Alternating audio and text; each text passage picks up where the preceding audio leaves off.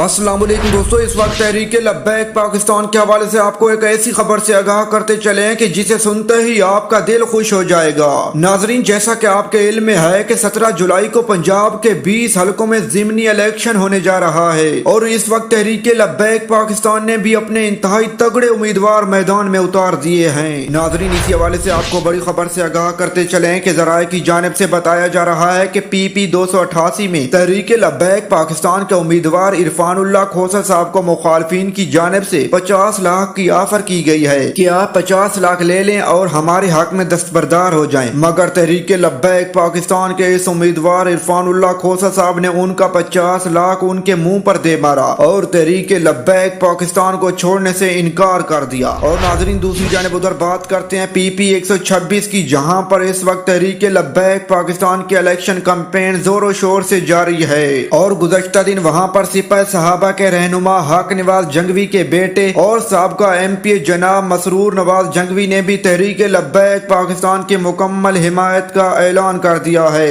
इसके साथ ही नाजरीन, आपको बताते चलें कि तहरीक लब्बैक पाकिस्तान ने आज कालूका ग्रुप की बड़ी विकेट गिरा दी है। तफसीलात के मुताबिक आज पीर अमीन रामू का भट्टू साहब ने तहरीक लब्बैक पाकिस्तान में शमूलियत इख्तियार कर ली।